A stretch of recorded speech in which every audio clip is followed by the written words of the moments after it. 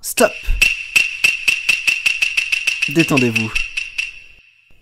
C'est l'heure de...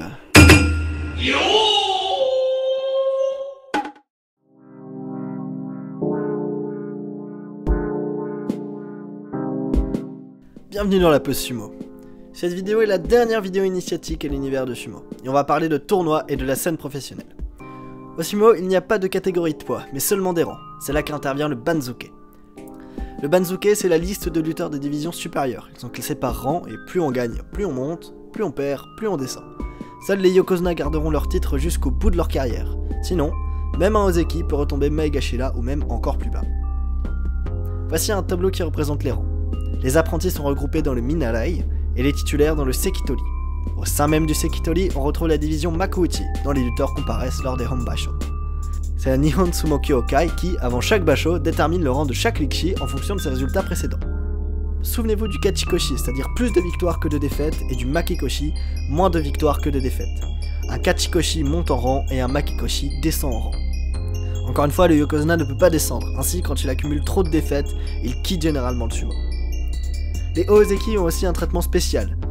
S'ils sont Makekoshi, ils prennent le statut de Kadoban, et si avec le statut de Kadoban ils ont encore un Makekoshi à la suite, ils redescendent.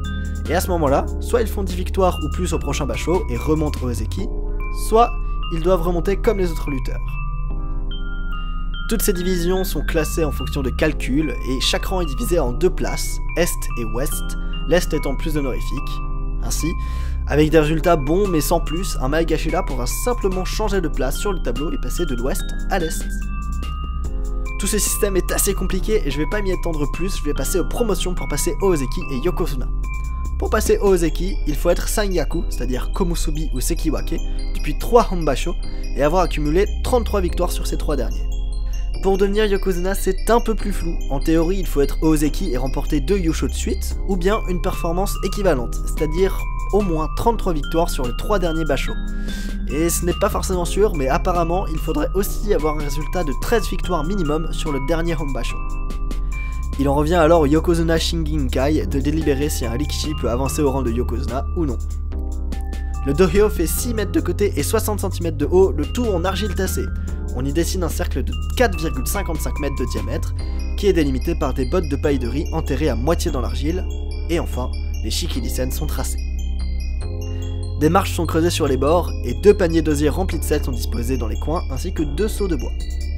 Au-dessus du dohyo, on suspend un toit traditionnel, dans lequel on met des éclairages. Le ring est orienté en fonction des points cardinaux, et une fois construit, le dohyo est béni par un prêtre shinto la veille du tournoi, c'est le dohyo matsuri, et à partir de là, il est considéré comme une terre sacrée et les femmes ne sont pas autorisées à monter dessus. En division Makuuchi, la surface du ring est d'ailleurs balayée systématiquement entre chaque combat pour qu'on puisse bien voir qui a touché pas. Une fois tout ça installé, place au tournoi, et vous pouvez trouver toutes les règles des usages sur le dohyo et les règles du combat dans la description. La journée de combat commence le matin et finit à 6 h du soir. Au début, c'est autour des divisions inférieures, il n'y a en général pas vraiment de public, qui arrive avec les équipes de télé plutôt vers 15 h. Pour commencer, le Yobidashi appelle les Rikshi pour le Dohyo Iri, avec une technique vocale entre le chant traditionnel japonais et le crieur public.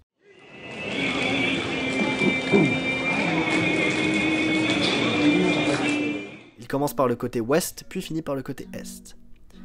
Plus tard, au moment des combats, les 2 lutteurs adversaires sont appelés et commencent un rituel strict de 4 minutes. Pour commencer, ils montent sur le dohyo et saluent leur adversaire. Puis, ils retournent dans leur coin assigné. Ils exécutent alors un shiko, et chaque lutteur le fait 2 fois en changeant de jambe.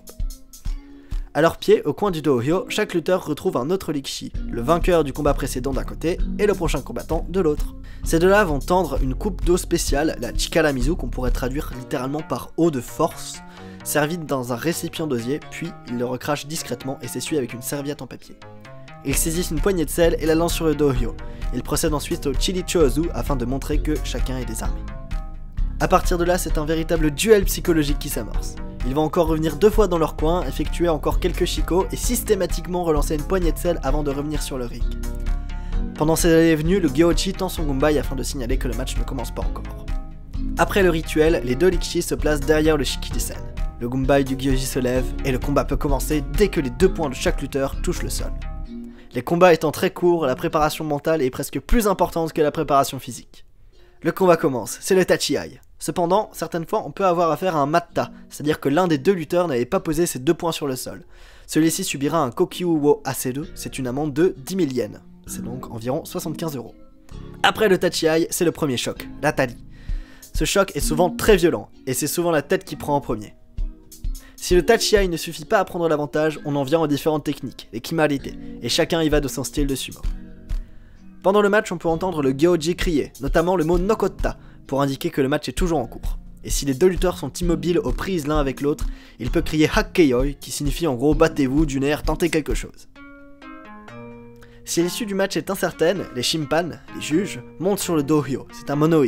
Ils vont alors délibérer le vainqueur ou si le match doit se refaire. Et voilà globalement comment se passe une journée de basho, et ça continue pendant 15 jours. En fin de basho, il se peut que 2 rikishi ou plus soient à égalité en tête du classement, c'est un kettei-sen. S'ils sont 2, il se joue un match et le vainqueur remporte le yusho tout simplement. S'il y en a 3, plusieurs matchs se jouent et le premier à remporter 2 matchs consécutifs gagne.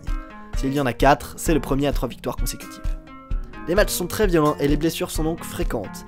Si un lutteur se blesse et doit arrêter son basho, il déclare forfait et les prochaines journées seront comptées comme des défaites. À la fin du tournoi, il y a bien évidemment le Yousho, mais il y a aussi des prix spéciaux. Pour commencer, on peut assister pendant le tournoi à des Kimboshi, c'est-à-dire un lutteur de rang Maegashira qui gagne contre un Yokozuna. Cette étoile d'or est très valorisante pour le classement d'un lutteur. Ensuite, chaque Makuuchi en dessous du rando Ozeki, qui sort du tournoi avec un Kachikoshi, peut en plus remporter un des 3 prix suivants.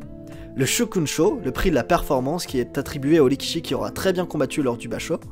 Le Kanto-Osho, le prix du lutteur le plus courageux, et enfin le Ginno-Osho, le prix de la technique, remis au lutteur, en dessous du rando Ozeki donc, qui aura démontré le plus de variété et d'utilisation du kimarite. Voilà, c'est tout pour les tournois. Vous êtes maintenant prêts à suivre votre premier Hanbasho. Et moi je vous dis à bientôt pour une prochaine pause sumo.